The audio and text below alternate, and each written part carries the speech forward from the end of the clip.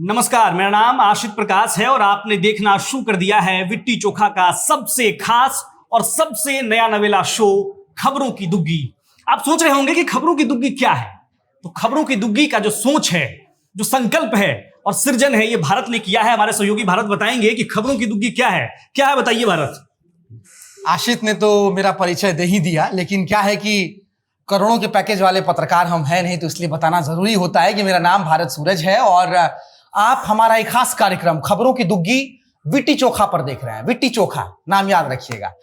खबरों की दुग्गी इसलिए क्योंकि कई बार जब किसी मैच में कोई खिलाड़ी सिर्फ चौके और छक्के ही जड़ता है, आशित, आउट होने के चांसेस बढ़ जाते हैं। कभी बाउंड्री पे कैच हो जाता है तो कभी एलबीडब्ल्यू भी हो जाता है। बतौर पत्रकार हमारी कोशिश यही रहती है कि हम किसी भी खबरों को आउट ना होने दे, तमाम खबरें आप तक पहुंचाएं। स्क्रिप्टिंग करने में, एक्सप्लेनर बनाने में कई बार होता है कि बहुत सी चीजों को ओमिट करना पड़ता है। दो खबर, हाँ, दो लोग और उस पर विस्तृत चर्चा होगी। बिल्कुल। और आज की चर्चा हम लेके आए हैं बिहार से बंगाल तक। नहीं, बंगाल से बिहार तक रिवर्स चलेंगे। तो बंगाल से बिहार इसलिए क्योंकि बंगाल में चुनाव है और बंगाल से होकर आए हैं भारत। तो आपको बताएंगे कि बंगाल में क्या देखा है और बंगाल से आने के बाद अब टीवी चैनलों पर क्या क्या दिख रहा है, सोशल मीडिया पर क्या क्या दिख रहा है भारत। बंगाल चुनाव का एग्जिट पोल ही टीवी पर नहीं दिखेगा, सबसे पहली बड़ी खबर तो यही है, समझ लीजिए आप। माई एक्सिस इंडिया, प्रदीप गुप्ता ही नाम है अगर मैं सही हूं। लोकसभा चुनाव के बाद आंसू बहा गए थे टेलीविजन स्क्रीन पर। पता नहीं उस बात की उनको जो है थोड़ी बहुत सबक मिल गई कि बंगाल में कुछ इस बार बदल गया उनके लिए। माई एक्सिस इंडिया ने कहा है कि वो बंगाल चुनाव का एग्जिट पोल जनता के सामने टीवी पर नहीं रखने वाले हैं। कारण वो ये बता रहे हैं कि 70 से 80% जो बंगाली हैं उन्होंने कोई जनमत रखा ही नहीं कैमरे के आगे। उन्होंने माई एक्सिस इंडिया के सर्वे कर्मियों को बताया ही नहीं कि उन्होंने किसको वोट दिया है। हालांकि ये कोई बताता भी नहीं है, लेकिन जो रुझान होते हैं वो अलग अलग जगहों पर लोग खुलकर बताते हैं। पर बंगाल में इस बार क्या दिक्कत हो गई इसमें समझ नहीं आया। इसमें लेकिन है भारत, लोगों ने नहीं बताया तो ऐसा थोड़ी है कि एग्जिट पोल ही हम नहीं करेंगे। आपने रिपोर्टिंग बंद थोड़ी कर दी थी। आप भी तो कह रहे थे कि बंगाल में लोग बात करने से बच रहे थे। सही बात। लेकिन आप रिपोर्टिंग करते रहे। सही बात। आप और सहयोगी रोहित लगातार जो है बंगाल से रिपोर्ट भेज रहे थे, लोगों से बातचीत करके मिजाज को जांच रहे थे, लेकिन आपने रिपोर्टिंग बंद नहीं की। लेकिन प्रदीप गुप्ता जी ने कारण ही बंद कर दिया। कारण है उसका, कारण मैं बताऊं। देखिए, हम पत्रकार भी जब बंगाल घूम रहे थे, कवर कर रहे थे, रिपोर्टर से बात कर रहे थे, सिर्फ मैं नहीं, आपने तमाम पत्रकारों से सुना होगा कि लोग बड़ा हिचक रहे हैं बंगाल में। बांग्ला और हिंदी का एक मसला तो है। भाषा को लेकर जो सियासत होती है, आसित मैं बताऊं, और वो सियासत बहुत खतरनाक है, बहुत खतरनाक। उसको कहीं से प्रेरित करने की जरूरत नहीं होनी चाहिए। लेकिन बंगाल के भीतर हमें इस बार बड़ा अजीब सा एक रवैया दिखा कि बंगाल में लोग जो बंगाली में बात कर रहे थे, अगर उनसे हिंदी में हम सवाल पूछते थे तो वो कहते थे, अरे तुम तो बीजेपी वाले हो, दिल्ली वाले हो ना, बीजेपी वाले हो। तो उनका क्लियर था कि भैया इनसे बात नहीं करेंगे। बात करते थे तो बड़ा मृदुभाषी रहते, सॉफ्ट रहते थे। और जो हिंदी भाषी लोग थे, जिनको हमने हिंदी में सवाल पूछा, वो हिंदी में जवाब दे रहे हैं, तो वो बड़े एंटी इस्टेब्लिशमेंट वाली बात ममता बनर्जी के सरकार के खिलाफ में बात करते थे। कैमरे के पीछे नहीं, कैमरे के आगे भी करते थे। डर वाला जो कॉन्सेप्ट लोग कहते हैं कि बंगाल में बड़ा डर है, लोग खुलकर बोलते नहीं है। देखिए, मुझे ऐसा बहुत निजी तौर पर अनुभव नहीं हुआ। बंगाल में जो बंगाली बोल रहे थे वो भी निडर होकर, बेबाक होकर कह रहे थे कि देखिए दीदी थाकबे, कि वोट बीजेपी आए ना आए, हम तो वोट टीएमसी को देंगे। और जो बीजेपी वाले थे वो भी खुलकर कह रहे थे कि कुछ भी हो जाए, हिंदू बनाम मुस्लिम की लड़ाई है, पोलराइजेशन की लड़ाई है और हम बीजेपी को वोट देंगे। आप कह रहे हैं कि बंगाल के लोग डर नहीं है? नहीं, हम मुझे महसूस नहीं है। या ममता बनर्जी डरी हुई दिख रही है, आप कह रही हैं कि वहां डर नहीं है। हाँ, ये दूसरा पहलू है, ये दूसरी बड़ी खबर है। खबर क्या है, आप देखिए कि चुनाव खत्म हुए, एग्जिट पोल आए।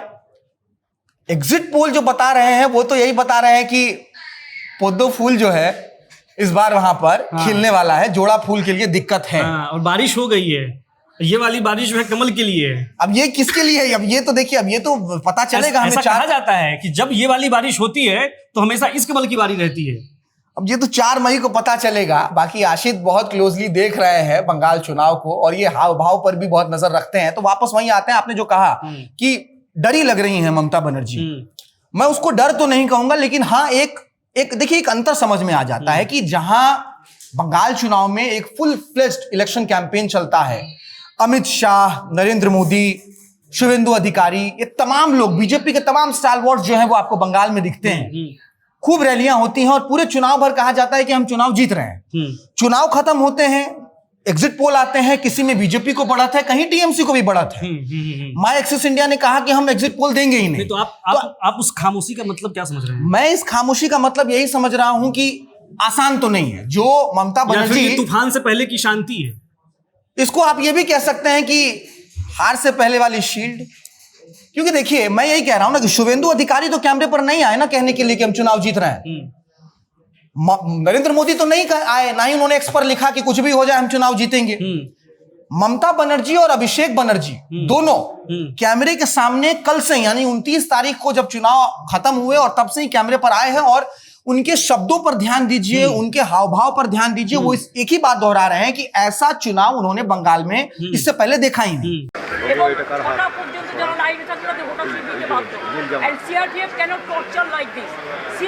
No state police is there. What none of the booths are state police. None of the booths. All they have captured. Is it their duty? They should secure the border.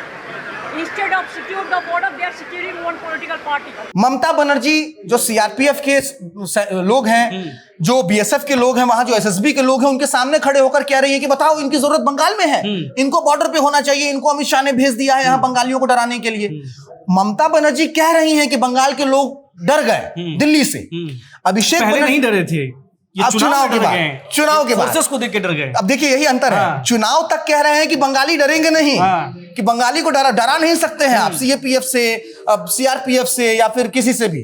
लेकिन चुनाव खत्म हुए हैं, last day की polling हुए, वो कह रहे हैं कि देखिए लोग डरा रहे हैं और डर के लोग वोट नहीं दे रहे हैं, लोग लाइन में लगे हुए हैं। ऐसा चुनाव हमने देखा नहीं। कहीं ऐसा तो नहीं है कि ये तैयारी जो है 4 मई के शाम के प्रेस कॉन्फ्रेंस के लिए हो रही है? अतिशयोक्ति हो जाएगी, लेकिन क्या है कि लेबलिंग का भी आजकल जमाना है। ममता बनर्जी तेजस्वी यादव नहीं है कि 2 महीने तक गायब रहेंगी, लंदन वगैरह घूम के आ जाएंगी, तब प्रेस कॉन्फ्रेंस करेंगी, मीडिया से बात करेंगी। ममता बनर्जी उसी दिन से शुरू हो जाएंगी। हाँ, अगर देखिए परिणाम जो एग्जिट पोल बता रहे हैं, अगर बीजेपी के हिस्से वो चीज अगर ऐसा होता है तो मुझे यही लग रहा है कि ये जो पटकथा अभी लिखी जा रही है ममता बनर्जी के द्वारा या टीएमसी के द्वारा, यही पटकथा सामने। देखिए इस बार ईवीएम नहीं है गेम में, आप चेंज देख रहे हैं। ईवीएम नहीं है, गेम नहीं है। कहीं से भी ईवीएम पर सवाल नहीं उठ रहे हैं कि ईवीएम जो है वो खराब है या ईवीएम में वोटिंग जाती है तो वो टीएमसी को वोट दो, बीजेपी को चला जा रहा है। नहीं, सीधे सीधे ममता बनर्जी, अभिषेक बनर्जी सब कह रहे हैं कि बंगाल में दबाव वाली राजनीति हुई है, दबाव वाला चुनाव हुआ है। चुनाव आयोग और सीएपीएफ के अधिकारियों के साथ, यूपी के अधिकारियों के साथ बीजेपी ने बंगालियों को दबाने की कोशिश की। इसमें एक चीज और बात है कि हम ममता बनर्जी की बात कर रहे हैं, ममता बनर्जी लगातार ये कह रही है, लेकिन ममता बनर्जी ये कैसे मतलब इस चीज को झुठला सकती है कि सीएपीएफ की और सीआरपीएफ की वहां पर जरूरत क्यों पड़ी, जब इतनी डिप्लॉय करने के बाद इस तरह की स्थिति रही कि कह रही है कि दिल्ली हावी है और दिल्ली वाले के कैंडिडेट के ईवीएम वाले निशान पे जो है टेप लगा हुआ है। हमने वो चीज देखा। अजय पाल जो वहां पहुंचे हैं, एसपी जो हैं, छोड़ दीजिए दिल्ली की बात, दिल्ली के छोड़ दीजिए, बंगाल में बैठे अधीर रंजन चौधरी के कार्यकर्ताओं को किस तरह से पीटा गया है, ये झुठलाया जा सकता है। अब आपने अधीर रंजन चौधरी का जिक्र कर दिया, तो अब यही तीसरा पहलू भी, तीसरी खबर बंगाल से ये भी है कि तेजस्वी यादव ने ऑन कैमरा कहा है कि राहुल गांधी को ममता बनर्जी के खिलाफ बयान नहीं देना था। अब राहुल गांधी के इस बयान, तेजस्वी यादव ने कहा है, और राहुल गांधी ने बयान क्या दिया था याद कीजिए। राहुल गांधी ने कहा था भरी सभा में, मुर्शिदाबाद में उन्होंने कहा था कि बंगाल में बीजेपी को मौका देने वाली ममता बनर्जी है, टीएमसी है। यानी राहुल गांधी तो बीच चुनाव में ही कह रहे थे कि बंगाल में बीजेपी को मौका है। और मौका कहां से मिल रहा है? तो तुष्टीकरण की राजनीति, माइनॉरिटिज्म की राजनीति, मुस्लिम तुष्टीकरण की राजनीति के नाम पर बीजेपी को एक हिस्सा मिल रहा है बंगाल जो सेकेंड फेज में थोड़ा कम हो गया। मुझे लगता है कि फर्स्ट फेज में जब वोटिंग देखा गया तो साइनी घोष भी पहले मदीना की बात कर रही थी, लेकिन सेकेंड फेज में जाते ही वो हनुमान, जय श्री राम, महादेव सब पे आ गए। कारण है पहले फेज में जहां चुनाव हुए वो मुस्लिम बाहुल इलाके थे।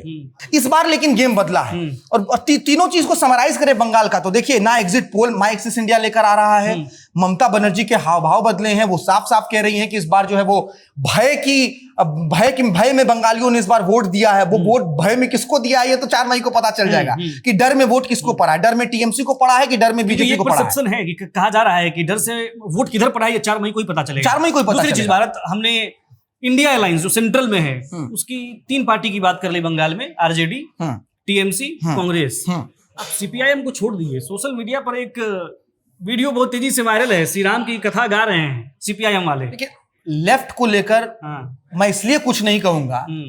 क्योंकि बंगाल में मुझे लेफ्ट दो ही जगह दिखा। तो कांग्रेस से भी नीचे है क्या? लेफ्ट मुझे लगता है बंगाल में है ही नहीं। मतलब ये शायद हो सकता है कि कह दे लोग कि भाई तुम बहुत ज्यादा नहीं घूमे हो, बहुत ज्यादा नहीं घूमे, लेकिन जितना हम घूमे हैं मुझे ये समझ में आया कि बंगाल में लेफ्ट की बात कही थी। लेफ्ट इज लेफ्ट, लेफ्ट को छोड़ दिया गया। लेकिन ऐसा है नहीं कि भारत ज्यादा घूमे नहीं है, हावड़ा की हवा से लेके आसनसोल की चाय की चुस्की लेके आए हैं। इसीलिए मैं कह रहा हूं। अब मुझे कहां मिली लेफ्ट मैं बताता हूं। मैं आसनसोल के रेल पार में घूम रहा था, वहां सीपीआईएम का दफ्तर था। मैं ऐसे ही घूम रहा हूं, मैंने देखा दफ्तर दिख गया मुझे लाल रंग का। एक तो गाहे बगाहे कहीं ना कहीं लाल झंडा खोसा दिख जाता था, लेकिन मुझे वहां कैंडिडेट भी मिल गए। कैंडिडेट के पास मैं गया, मुझे उनका उस वक्त नाम भी नहीं पता था। मैं उनके पास गया, उनसे पूछा, बातचीत की। उन्होंने भी एक ही बात कहा कि जब जनता कुछ बोलती नहीं है ना तो जनता बदलाव सोच रही होती है, परिवर्तन सोच रही होती है। मेरा सवाल उनसे यही था कि परिवर्तन आपके हिस्से जाएगा कि कहीं और जाएगा। इस सवाल पे वो बड़ा हंसते हंसते निकाल देंगे, देखिए कहीं भी हो परिवर्तन तो होगा। तो अंदर खाने तो अब बी टीम आप बोलिएगा तो मुझे लग रहा है लेफ्ट भी बी टीम ही तो फिर काम कर रही थी बीजेपी के लिहाज से, क्योंकि जितने भी लेफ्ट के लोग मिल रहे थे सब ये कह रहे हैं कि ममता बनर्जी उखाड़ के फेंक अच्छा, देंगे। बंगाल चुनाव में हम इतनी बात की, जो दो दिलचस्प किरदार हैं इस चुनाव में, हुमायूं कबीर और ओवैसी की बातचीत भी हो जानी चाहिए हमें लगता है। आप मुर्शिदाबाद में थे, मुर्शिदाबाद की घटना हमारे दर्शकों ने देखा होगा चैनल पर कि आप वहां गए, रिपोर्टिंग करने से वहां मना किया गया था। हाँ, हुमायूं कबीर, देखिए क्या है ना, बंगाल के भीतर एक आबादी है क्या मुस्लिम। बंगाल के अन्य मुसलमानों से मुर्शिदाबाद के मुसलमान ज्यादा एग्रेसिव हैं? हाँ बिल्कुल अलग है, वही मैं कह रहा हूं कि हम आसनसोल भी गए, हमने आसनसोल में भी लोगों से बात की, वहां भी मुस्लिम इलाकों में हम गए। आसनसोल के भीतर हमें बहुत से ऐसे लोग मिले रेल पार में और अलग अलग इलाकों में जो सीधे कह रहे थे कि हम मुस्लिम हैं, हमारे नाम पर यहाँ वोटों की फसल कटी, यही जोड़ा फूल की फसल कटती है बार बार मुस्लिम के नाम पर, लेकिन हमें मिला क्या? गंदगी। शिक्षा के नाम पर बताइए ना, 4 क्लास पास करके एक मुस्लिम का लड़का टोटो चलाएगा बंगाल में, और उसके पिताजी कह रहे हैं कि विकास हुआ है। हमने यही सवाल पूछा कि आपका बच्चा 4 क्लास पास टोटो चला रहा है, आप कह रहे हैं विकास हुआ है। तो बंगाल के भीतर, जैसा आशिक ने पूछा, आपको 2 चीजें तो समझ में आएंगी कि मुर्शिदाबाद के भीतर जो मुस्लिम पॉलिटिक्स है वो बहुत एग्रेसिव है और बहुत कट्टर शब्द में बोलना चाहूंगा। टोटो चलाने की बात नहीं है। जिस एनसीआर में बैठ के हम इस वीडियो को रिकॉर्ड कर रहे हैं, आउटलुक ने एक ग्राफिक्स बनाई, खबर छापी बकायदे कि बंगाल में चुनाव हुआ और दिल्ली एनसीआर में मेड की कमी हो गई है। वो कहा हमें बंगाल के लोगों ने कि हमसे, हमारे यहां से सबसे ज्यादा पलायन है। देखिए बंगाल के भीतर जो है ना, जाने के बाद बिहार बड़ा बढ़िया लगता है, इसलिए हमने सोचा बंगाल से बिहार जाएंगे। अच्छा, बंगाल से बिहार। बंगाल के भीतर बिहार ऐसा लगता है कि बिहार के लोग काम कर रहे हैं बाहर तो उसको गुर्बत नहीं समझते हैं, उसको ये नहीं समझते कि खत्म है हम कुछ। बंगाल के भीतर ये एक सोच है कि हम अगर बाहर काम कर रहे हैं तो हम खत्म है, हम कुछ कर ही नहीं रहे हैं। बंगाल चुनाव जीतने के बाद बीजेपी हेडक्वार्टर में प्रधानमंत्री आए और बोले कि गंगा जो है सो बिहार से बंगाल की ओर जाती है, लेकिन 2 बिहारी बंगाल से बिहार आने को क्यों मजबूर है? देखिए कारण है, बंगाल से बिहार आने की मजबूरी बंगाल चुनाव से भी जुड़ती है। अब जब बिहार की चर्चा कर ही दिए हैं तो बंगाल का समराइजेशन हो ही जाना चाहिए कि बंगाल के जो नतीजे हैं वो तो 4 तारीख को मालूम चलेंगे। लेकिन अब तक इतना स्पष्ट है, जो बयान आ रहे हैं, जिस तरीके की बातचीत चल रही है या एग्जिट पोल को लेकर जो सरगर्मियां हैं, वो यही बता रहे हैं कि थोड़ा जो है पारा इस बार हाई हो गया है टीएमसी की तरफ। ममता बनर्जी, अभिषेक बनर्जी और पूरे टीएमसी की फौज आपको कैमरे पर दिख रही है, लेकिन बीजेपी कह रही है कि हम चुनाव जीत रहे हैं, शांति से बैठी हुई है। 4 मई को नतीजे पता चलेंगे। अब बिहार की तरफ बढ़ते हैं खबरों की दुग्गी में। बिहार पर बात इसलिए आशित क्योंकि बिहार में भी चुनाव हुए, बीजेपी ने पुरजोर तरीके से चुनाव लड़ा, तेजस्वी यादव को बहुत बुरी तरीके से वहां शिकस्त मिली, बीजेपी चुनाव और ऐसी मिली कि 2 महीने तक गायब होना पड़ा। बीजेपी चुनाव जीती। बार बार मैं इसलिए कह रहा हूं क्योंकि वहां पर लड़ाई, तेजस्वी यादव जो है वो नीतीश कुमार के सामने नहीं लड़ रहे थे। तेजस्वी यादव की लड़ाई सीधे सीधे प्रधानमंत्री मोदी और बीजेपी की मशीनरी से थी। बीजेपी चुनाव जीतती है, सम्राट चौधरी बाद में मुख्यमंत्री बनते हैं। लेकिन बंगाल में जो वादे अभी कर रही है बीजेपी कि हम बंगाल में जीतेंगे तो हम ये बदल देंगे, वो बदल देंगे, कानून व्यवस्था को एकदम उठा के पलट देंगे, विकास की गंगा बहा देंगे। 25 साल लगभग, मैं अगर सही 2005 में चुनाव जीता था, 21 साल हो गए। 21 साल की राजनीति में बिहार कितना बदला है ये बात किसी से नहीं छिपी है। इसी दिल्ली में बिहार के पांडव कुमार की हत्या हो गई एक दिल्ली पुलिस के सीनियर कांस्टेबल थे स्पेशल सेल में नीरज बलहारा, शराब के नशे में बिहारी को गालियां देते हुए उनके सीने में गोली दाग दी। ना तो चिराग पासवान के तरफ से कोई बयान आया सीधे सीधे इस घटना की निंदा करते हुए। 8 मंत्री हैं बिहार के, यहां दिल्ली में बैठे हुए। इसमें देखिए, चिराग पासवान का जिक्र आपने कर दिया कि मतलब नेताओं का ओहदा कितना बड़ा हो गया है। बिहारियों का देखिए क्या स्थिति है बिहारियों का, कि चिराग पासवान अपने सांसद को भेज दिए, लेकिन इसी दिल्ली में चिराग पासवान रहते हैं, चिराग पासवान नहीं गए। और उन्होंने कहा क्या? उन्होंने कहा कि आज बिहारियों की जो हालत है, जो बिहारियों के प्रति कुंठा है, इसके लिए आरजेडी जिम्मेदार नहीं है क्या? मतलब बताइए आप 34 साल के राज पे लेफ्ट को घेरते हैं बंगाल जाकर, आप 15 साल के राज पर ममता बनर्जी को घेरते हैं बंगाल जाकर, और 21 साल के अपने राज में बिहार में जो आप किए हैं उस पर आप राजद को घेर रहे हैं, लालू यादव को घेर रहे हैं। क्या यही चिराग पासवान, मतलब मैं मिमिक्री नहीं कर रहा हूं, लेकिन मेरी आदत है, मैं ढल जाता हूं रंग में। मुझे याद है औरंगाबाद में वो खड़े थे और कह रहे थे कि मैं बिहार में बिहारी फर्स्ट लाकर रहूंगा, बिहार के लोगों को बिहार में नौकरी दिलाकर रहूं। कहां गए नौकरी? कहाँ गया बिहार फर्स्ट, बिहारी फर्स्ट? नहीं, चिराग पासवान को ये बताना चाहिए। आप बार बार राजद पे चले जाते हैं, आपको बताना चाहिए कि इतने दिन से आप सत्ता में हैं, कितने कारखाने लगे, कितने बिहारी बाहर से वापस आए। मुझे नहीं लगता कि मुझे नहीं लगता वापसी हुई है।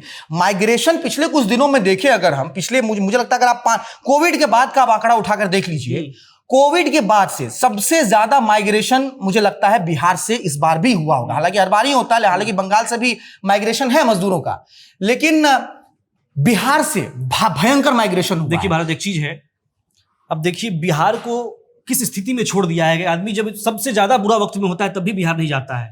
एग्जाम्पल, चिराग पासवान की पार्टी टूट गई, हर तरफ से बिखर गए, परिवार भी अलग हो गया, लेकिन फिर भी चिराग पासवान दिल्ली नहीं छोड़े। दिल्ली से ही बिहार को चला रहे थे। 5 सांसद भी दिल्ली में बैठ कर ही रही है, 19 विधायक उनके जो बने हैं वो भी दिल्ली से ही सब कुछ हुआ। बिहार कभी नहीं पकड़ेगी, नहीं अब तो बिहार की ही पॉलिटिक्स करेंगे। यही है ना, बिहार के नेताओं को दिल्ली का मोह है, और बिहार जीतन राम मांझी ने जो कहा, नहीं, और बिहार के मजदूरों के लिए दिल्ली मजबूरी है। जीतन राम मांझी ने यही कहा कि पांडव बताए ना, गोली मार दी गई एक आदमी को बिहारी कहकर। जीतन राम मांझी बिहार में कहते हैं कि मार दिया तो मार दिया, जांच होगी, पता करेंगे। और देखिए बात यहीं तक खत्म नहीं है, बाहर में तो बिहारी गोली खा ही रहा है। बिहार में क्या हो रहा है, बंगाल से बिहार, इसीलिए हम आपको लेकर जा रहे थे। बिहार में बीजेपी की सरकार, नए सम्राट बन गए हैं चौधरी साहब, लेकिन पिछले 2 दिनों के भीतर 2 बड़े हाई प्रोफाइल मर्डर हुए। अब इस मर्डर के बाद की भी कहानी इस बार बदली हुई है, ये अलग स्टाइल है। एक चीज और, अभी पांडव कुमार से हम लोग वहां जा रहे हैं, बहुत अग्रेसिव हैं, कह रहे हैं जीरो टॉलरेंस, जो अपराध करेगा वो जाएगा, कह रहे हैं। लेकिन ये अग्रेशन उनका पांडव कुमार के सामने शांत हो गया था, उन्होंने हत्या कहा ही नहीं, मौत कह दिया। सही काम, ये अग्रेशन कहां गया? ये बहुत बड़ी बात है कि एक प्रदेश के मुख्यमंत्री, जिसके प्रदेश के एक व्यक्ति की, मजदूर की, दिल्ली में बिहारी कहकर गोली मारकर हत्या कर दी जाती है, वो मुख्यमंत्री अपने वो भी ट्वीट कब करते हैं? 2 दिन बाद। वो मुख्यमंत्री को 2 दिन समय लग जाता है इस मामले का संज्ञान लेने में, और उसमें भी लिखते हैं क्या है, मौत हुई है। हत्या नहीं लिख पाते हैं, संवेदना व्यक्त करते हैं, कि मौत हुई है। दिल्ली सरकार से कुछ मांग भी नहीं की है। कोई मांग दिल्ली में सरकार किसकी है? दिल्ली में सरकार राहुल गांधी की है क्या? दिल्ली में सरकार ममता बनर्जी चला रही है क्या? दिल्ली में सरकार यही बीजेपी की है ना।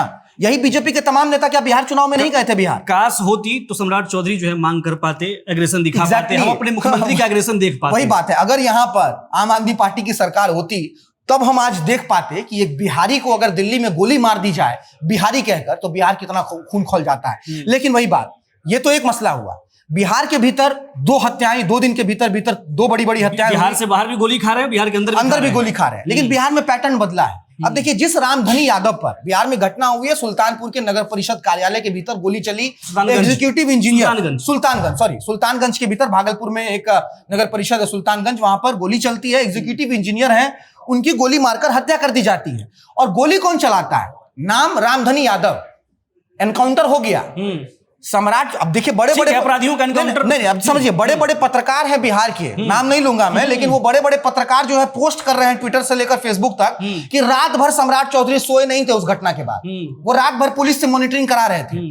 दिन में यह घटना होती है 28 अप्रैल को, 29 अप्रैल रात 2:30 बजे, यानी कि 28 अप्रैल के ही रात 2:30 बजे जो है, 12 बजे के बाद 2:30 बजे रामधनी यादव की इनकाउंटर में मौत हो जाती है, उनको गोली मार दी जाती है, पुलिस या गोली लगती है। मुठभेड़ में कहा जाता है कि हथियार बरामद करने के लिए उनको लेकर गए थे, लेकिन वहां पर कुछ मुठभेड़ हुई, हम गोली चला दी, उनको मार दिए। अब देखिए, रामधनी यादव लेकिन कौन थे? क्या रामधनी यादव की तस्वीर जो है वो इनके फोटो के साथ नहीं है? बीजेपी के जो अध्यक्ष हैं नितिन नवीन, उनके साथ उनकी तस्वीर, उनके बेटे चिराग पासवान की पार्टी में जिला अध्यक्ष नहीं है। आप इतने समय तक चिराग पासवान के साथ तस्वीर है, चिराग पासवान के सांसद राजेश वर्मा के साथ तस्वीर है।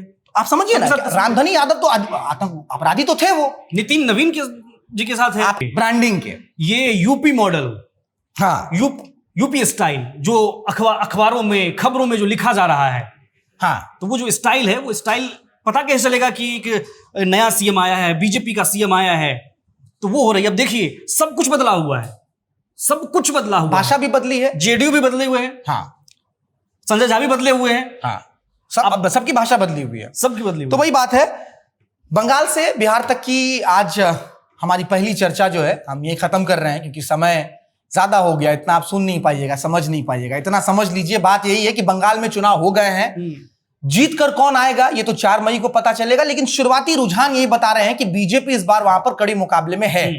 लेकिन सवाल वही कि बीजेपी अगर जीत भी जाती है तो बदल क्या जाएगा, क्योंकि बिहार में तो आप 21 साल से हैं, क्या बदल गया? कुछ तो नहीं बदला। अंदर भी बिहारी मर रहे हैं, बाहर भी बिहारी मर रहे हैं, ना बिहार के भीतर नेताओं को सुध है, ना बिहार के बाहर नेताओं को सुध है। लेकिन जरूरी है कि आप समझिए, सब कुछ समझना ही है कि बंगाल में क्या चल रहा है, बिहार में क्या चल रहा है, सब कुछ समझने वाली बात है, समझिए। और अगर आप चाहते हैं कि हम लोगों ने कुछ छोड़ दिया है और हमें समझाना चाहते हैं, तो कमेंट बॉक्स में हमें भी समझाइए और बताइए कि लिट्टी चोखा का ये नया नवेला शो खबरों की दुग्गी आपको कैसा लगा, इसमें और कुछ क्या ऐड किया जा सकता है, आप अपनी राय कमेंट बॉक्स में लिखिए और देखते रहिए लिट्टी चोखा। नमस्कार।